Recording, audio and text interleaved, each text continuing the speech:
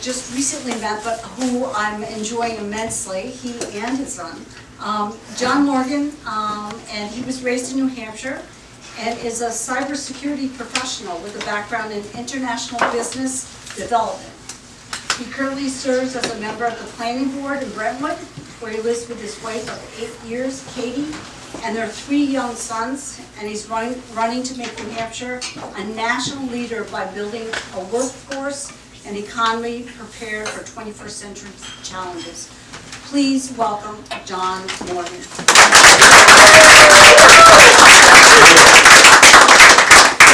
You know what's kind of cool about... Step in the light, would you? Sure. Better? Thank you. Where's Thomas? Some things never change. He's watching Blaze and the Monster Machine. Oh, so okay.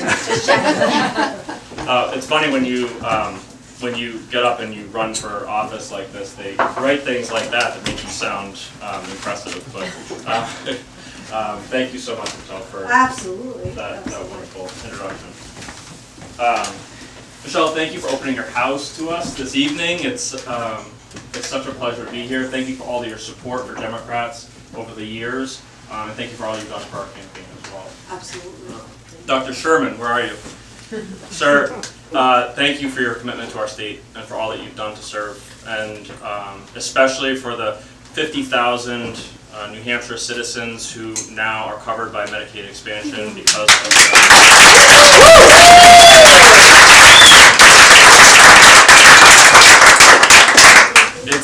it's an honor to be running alongside you and looking forward to sitting literally next to you. Senator, thank you so much for being here. It's been a long time that I've been looking up to you and admiring your commitment to our state as governor, as state senator, and now our esteemed senator. You lead by example, and it's just such a tremendous example when you reach out across the aisle, you work on a bipartisan basis. And I hope to follow in your footsteps in the state senate. It's a tremendous pleasure and privilege to have you supporting our campaign. Thank you for being here. So I was raised in this tiny little apartment on the east side of Manchester. It was attached to my grandparents' home. Both of my parents were educators, and we didn't have a whole heck of a lot.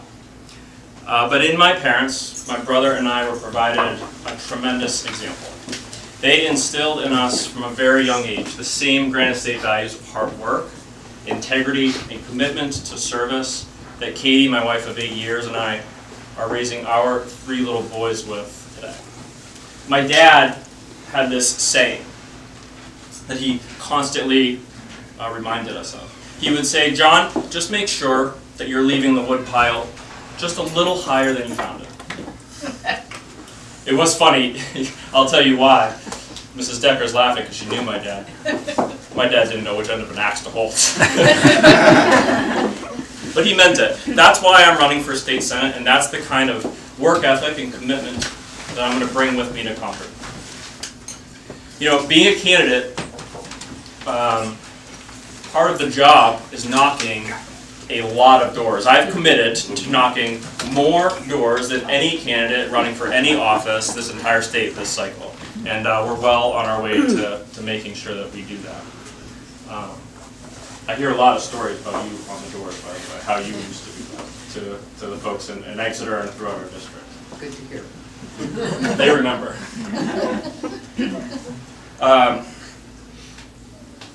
Some of those stories, they're pretty impactful.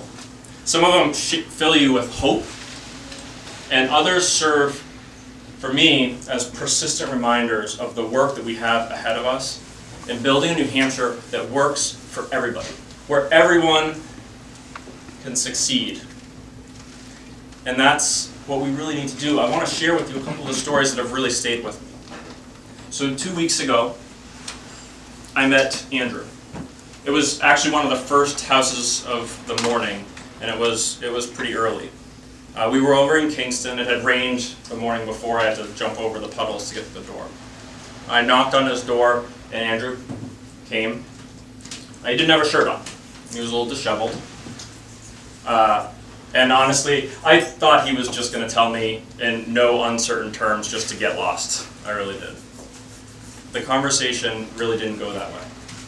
As soon as he heard a little bit of our message, what we stood for, and especially the fact that I was raising 3 young sons and still serving and trying to serve in this capacity, we connected. And we started talking about his wife, Ann, and his 2 boys that he and Ann had raised. He had some pride in his voice. He had raised them to adulthood. Ann got sick just a little while ago. She passed away. And he was really grateful that they had Medicare, that they could rely on when she got sick to provide her the services that she needed. And then the conversation took a different turn, another one I wasn't expecting, where he told me about his and Ann's struggles with his 2 boys as they fought substance misuse disorder. Both of their boys were lost to that terrible disease. I can't imagine the hell that family went through. And I also cannot grasp what someone like my opponent will say to Andrew when he asks, "Sir, how are you fighting to reduce the resources we are putting at substance abuse disorder and treatment in this state?" Mary and Joe, they lived in this real nice little house in Sandown. It overlooked this valley, and they had moved up from Massachusetts. They were registered Republicans. They were trying to get away from all the taxes. It was kind of ironic, because what ended up happening is year after year they were seeing kind of persistent tax increases. We're all familiar with that, especially with the property taxes. But this past year they received a particularly burdensome one. And being on a fixed income, they didn't think that they were going to be able to foot the bill. So they have to look for someplace else to move, even though they thought that they had found the home that the 2 of them could retire in and live the rest of their lives in. So I wonder what my opponent will be able to tell Mary and Joe, how he's going to explain his votes to give a $100 million tax cut to some of the wealthiest corporations in our state. Most of that money goes straight outside our borders. And at the same time, vote against a $6 million bill that would have provided some property tax relief for New Hampshire homeowners. Now, I know that when I'm up there, sitting in the state Senate chambers, I am going to make sure I'm putting New Hampshire residents and homeowners well before I'm putting Comcast and Walmart and the other big businesses. And then I'll tell you about Ron. So I met Ron. He has 2 girls. They're in college. They're both going to private out-of-state schools. They're doing that because New Hampshire's highest in the country in-state tuition rates. They were more expensive than staying here in state. But that actually wasn't even the biggest problem for Ron. He just wanted to make sure that his girls could come back to New Hampshire if they wanted to, where they could start their business, raise their family, live their lives. But what we got to talking about was the fact that New Hampshire has the highest median home price between Maine, Massachusetts, and Connecticut, where we're the only state in New England without any form of family leave laws, and where we're constantly fighting off attacks. 3 times this past year from the right, trying to siphon off money from our public schools and send them to private, religious, and homeschoolers. These are very real challenges being faced by folks when they're trying to figure out where the best place is to settle down, raise their roots, raise their families. We need Ron's girls here, where they'll be participating in their communities, where they'll be broadening our tax base, and where they'll be close to their family. So these are the people that I want to go up to Concord and fight for. These are the people that I'm willing to fight for and representing, and I'm okay with being away from my wife and my kids so much while we're campaigning and while we have to represent them up in Concord. These people are the reasons you all keep coming to these events, hearing many of the same speeches or similar ones time and time again, and generously supporting our campaigns as we seek to get our message out in front of the voters. The stakes in this election are very real. We all know that. These aren't just stories or anecdotes. They're not symbolic or abstractions. This is what we're fighting for.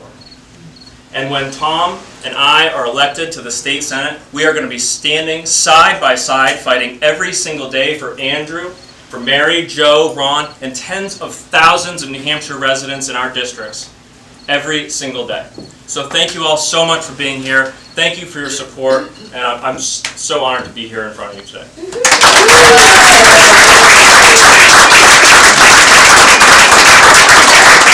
Maggie knows that, and Tom knows that too, but you spoke to my heart when you said that, so I really appreciate what you said. Yeah, absolutely. Tom Sherman, Dr. Tom Sherman has been a community leader on the Seacoast for the past decade, and a friend of mine. And he has dedicated his career to community health and the health of his community. As a state representative, Dr. Sherman helped expand Medicaid in New Hampshire and fought costly school voucher programs and helped fight the opioid crisis. And I just spoke about that briefly before, but I'm very appreciative of what you bring to the table when you are at the legislature. So thank you, Tom, and you're welcome. Thank you.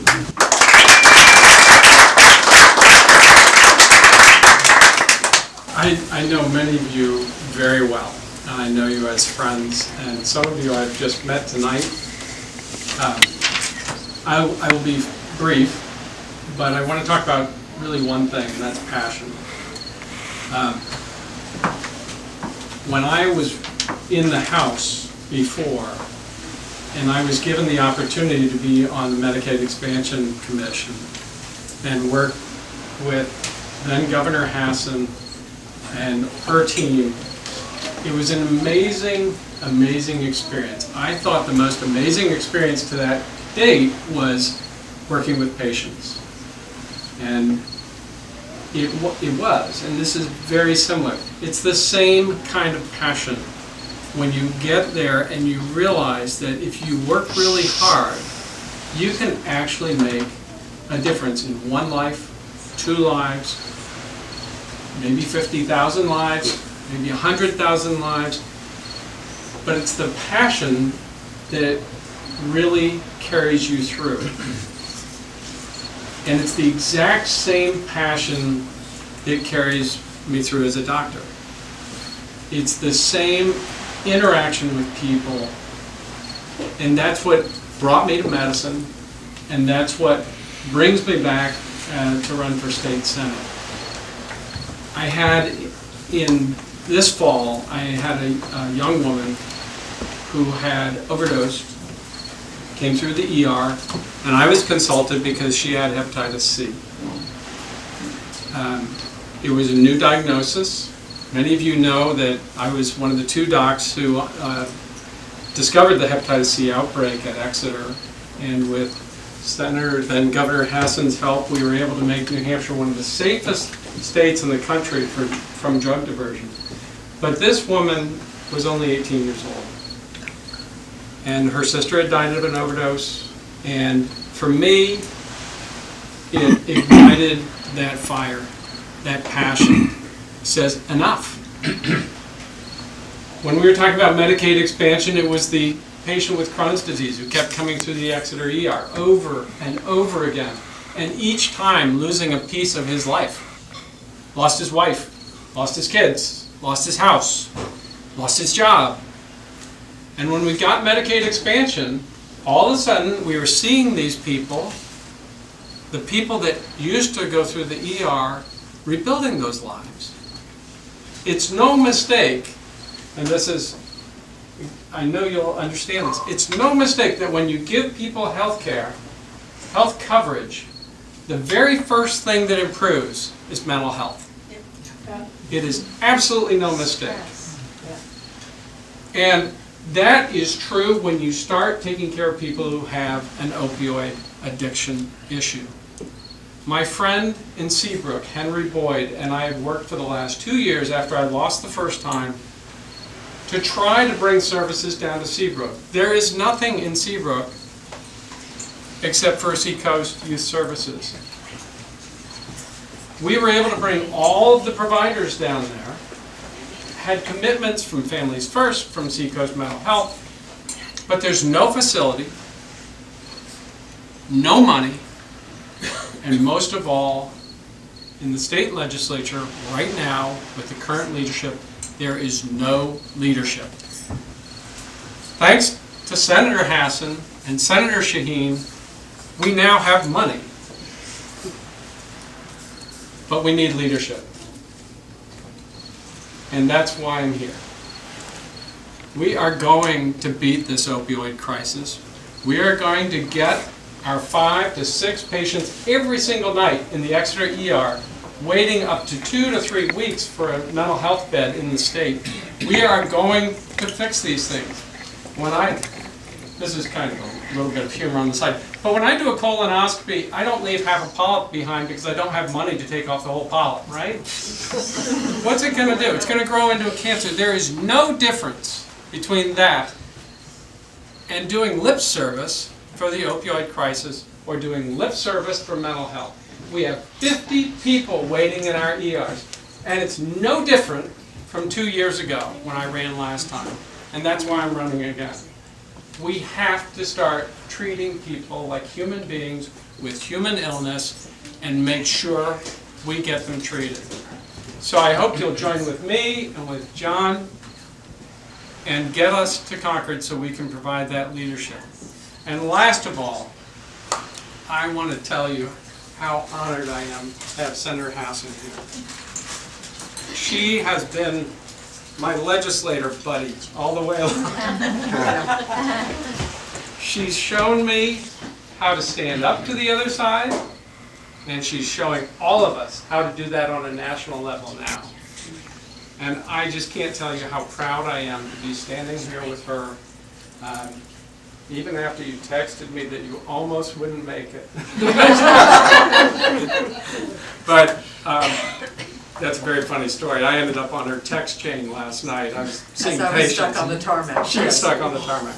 My husband's name is also Tom, just to... Right. I was honored. I was honored. But thank you all for coming, and Senator Hassan, I really appreciate you being here.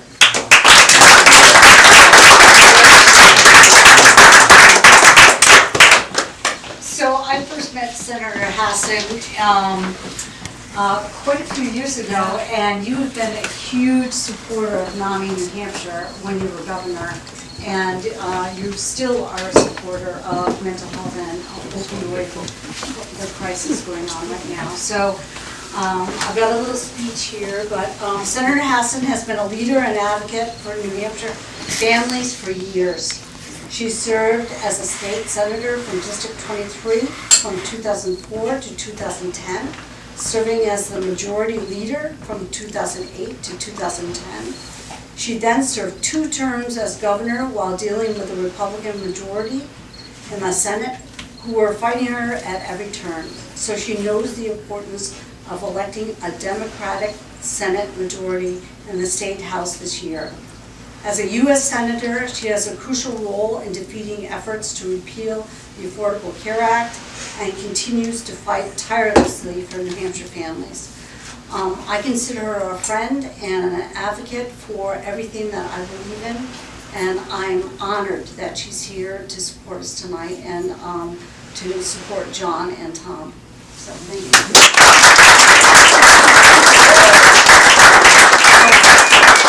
Michele, thank you, and thank you for opening up your home.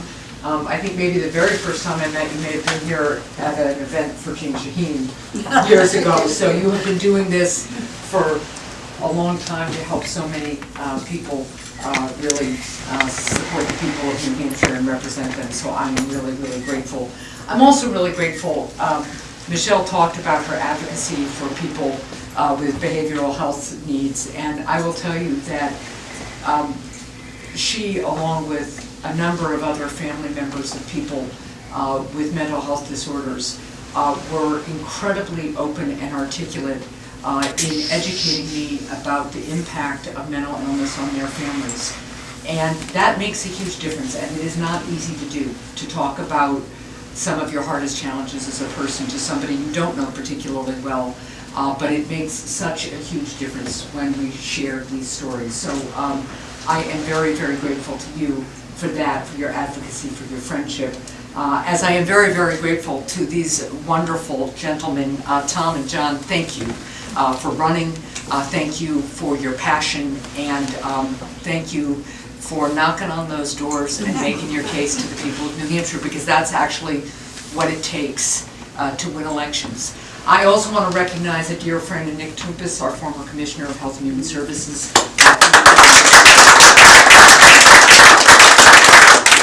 After we passed Medicaid expansion, after all the back and forth with the help and leadership of Tom, who was in the legislature at the time, and you all may recall it took us like 3 tries to do it, like a special session and it didn't work, and another budget, special session, another work, and it was a lot to do, and then we finally pass it, and I turned to Nick and he says, it'll take about a year to implement, and I said, you have 3 months.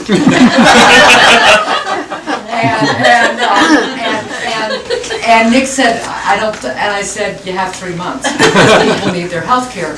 And one of the untold stories, not only is that Nick took that not so subtle marching order, but so did a whole lot of people at New Hampshire, in New Hampshire state government, because the legislature didn't provide any additional money for us to stand the program up.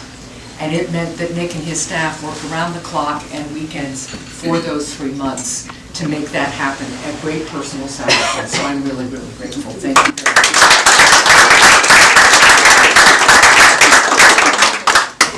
Now, there is a lot I can talk about both Tom and John personally. Tom, as I said, was one of the people that the speaker assigned to this working group to come up with a Medicaid expansion program that could get bipartisan support. After we had tried to get it in the first budget in my administration, after we had tried a special session, and the Republican proposal I kept getting had a couple of things that just really wouldn't work. And I wasn't going to say yes to a program that really wasn't going to work and really wasn't going to get people the health care they needed. And Tom really went to work with members of both parties, with Nick's team, and really we put together finally a bill that could get to yes in the state Senate. We had at that point a Democratic House, and we were able to get the support there.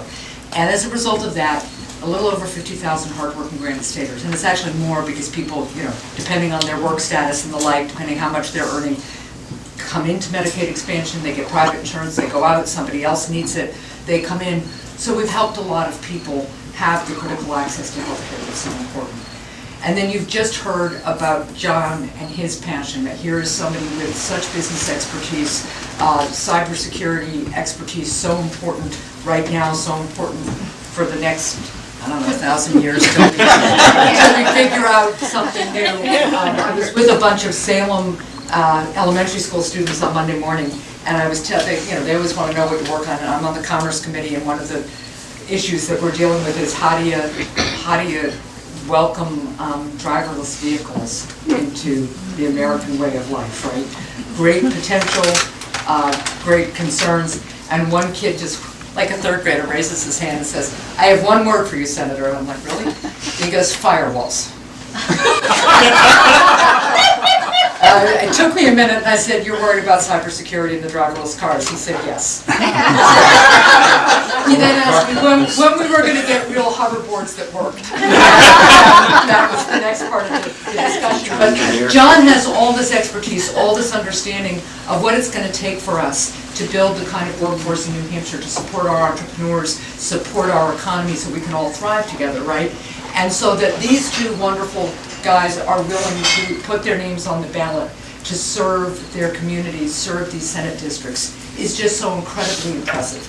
And one of the things that is so terrific about the New Hampshire State Senate is that there is a real opportunity for people to take this understanding that they have from their professional lives, from their personal lives, from the doors they've knocked, and really come together and inform policy, inform decisions in a way that really reflects who we are as a state and what we know as a state. And so thank you guys for doing it. Thank you for being willing to run. Thank you all for being here to support them, because the other thing I got to tell you is that we need to flip 3 seats in the New Hampshire Senate. And these are 2 of our top chances of doing that. So your support for them, not only financially, but anything else you can do to take a packet on a weekend day and go knock some doors with them or for them, or even just be an advance team. So, you know, sometimes it's really useful to know when you're doing a neighborhood who's home and who isn't. And sometimes all you need to do is knock and say, hey, would you like to talk to the candidate? He's down the street, I'll bring him over. Those are the types of things you can really do, or in some of our more rural areas, just driving people when they're knocking on doors is a real big help. But more than anything, engaging with your fellow Granite Staters about the importance of this election, the importance of having a state senate willing to hold Governor Sununu, if he's reelected, in check. I hope he isn't. You know, I'm supporting Molly Kelly in the governor's race, but whoever you're supporting, know that if we come together and turn out the Democratic vote, we do have a shot at the governor's office too. But let's say we don't get that. We do absolutely need a state senate that will stand up to a governor who has showed that he wants to voucherize our public schools, siphoning money away from this public school system that not only is a really good public school system, but is also challenged financially. And, you know, really needs all the financial support we can muster. We have a governor who says having a baby is like having a vacation.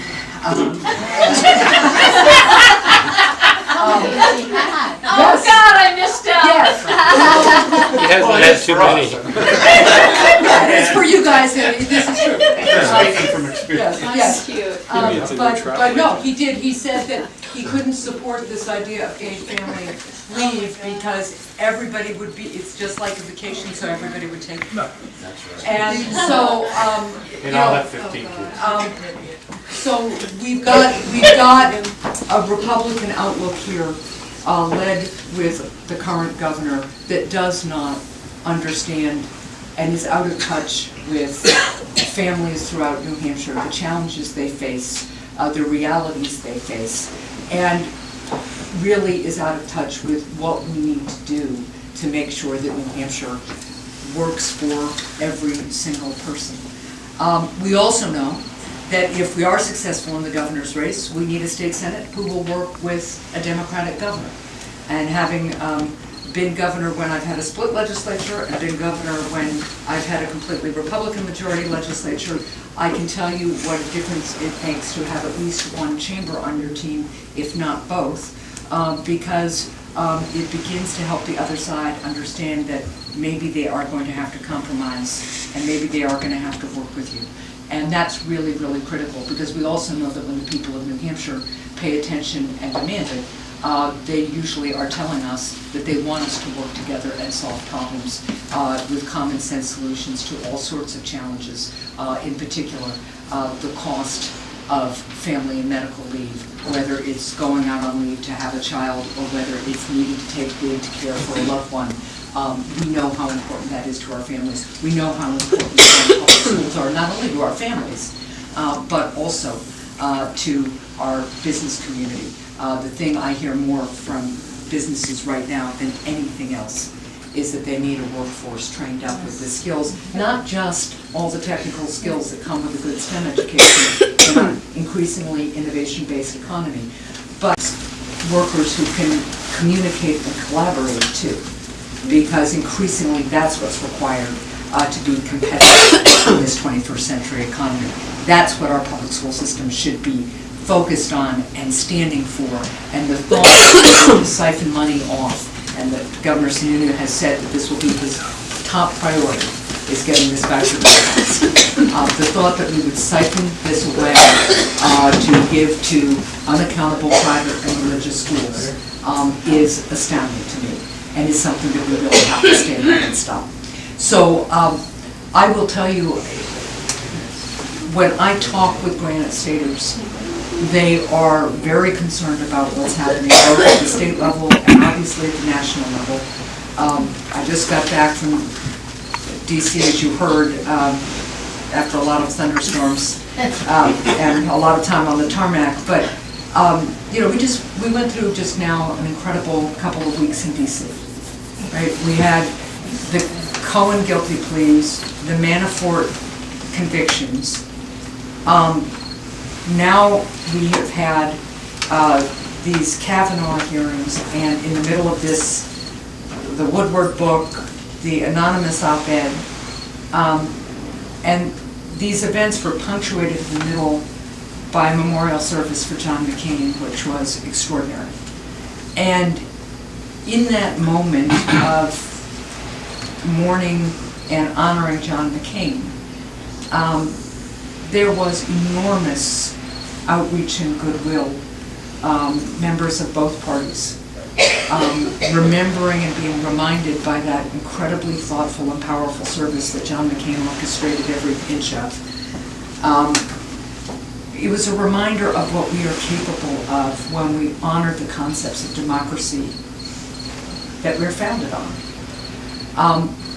New Hampshire, in the way it does state government, honors those concepts of democracy incredibly.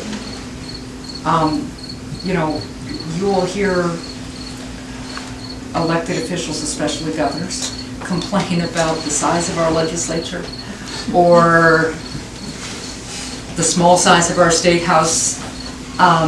You will hear us talk about the difficulty of getting to yes, but in fact, what we have in New Hampshire is a true citizen legislature. And when citizens elect people like John and Tom and so many of the other candidates running for state senate on the Democratic ticket, we make incredible progress because they reflect the common sense and the decency and the creativity of the Granite State. And when you bring all of that together and you're backed up by citizens who just insist that you solve some problems and get some things done, it's pretty amazing what you can do. It's an example that I try to carry with me to DC and try to communicate to my colleagues there. And it's an example that you will be supporting and that will make this state such a better place with your help with these two fine candidates and all the others who are running as Democrats for the state senate. One last word. We have in this state people who run on the other side, who define themselves as part of the Republican Party. There are some good people in that party. But we have gotten to a place where they don't seem to be able to get to yes without really being forced to. I will work with I will work with the other party, a member of the other side of the aisle, anytime. But if they're not willing to sit down and get to compromise and get to yes, then we have to put some new people in office. And that, more than anything, is what this election at the state level is about and what our midterms at the national level are going to be about. One of the things that I just found so striking when Tom was talking about the work we're doing on the opioid crisis, and when John talked about the family that had lost two sons to the opioid crisis, it was a reminder to me that the only way to beat this epidemic is with efforts at the local level, the state level, the federal level. It takes all of this coming together because each level of government, each level of citizen participation reflects a little bit of a different focus, a little bit of a different capacity, all of which is necessary to solve the problem. We have to rediscover our capacity, all of us to come together at all these levels of government to solve some of our most challenging problems, and we've got some. The good news is we actually have pretty good roadmaps about how to address most of them. We just got to get people at the table who are ready to take a step forward and do it together. And that's what this election cycle is about. So thank you all so much for everything you're doing for these guys, for being here, for all the candidates you've supported. I look forward to continuing to work with you in that process.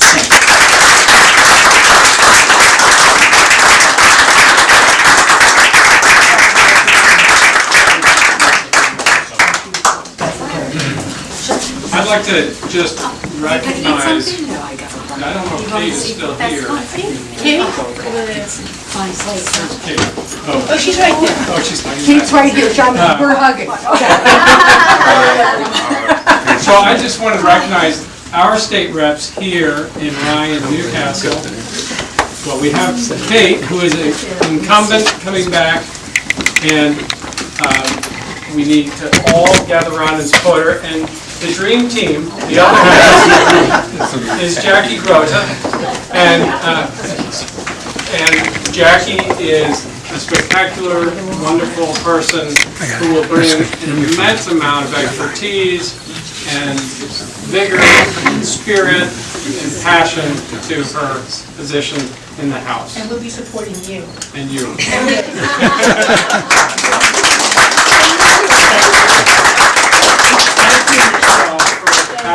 Absolutely. So wonderful.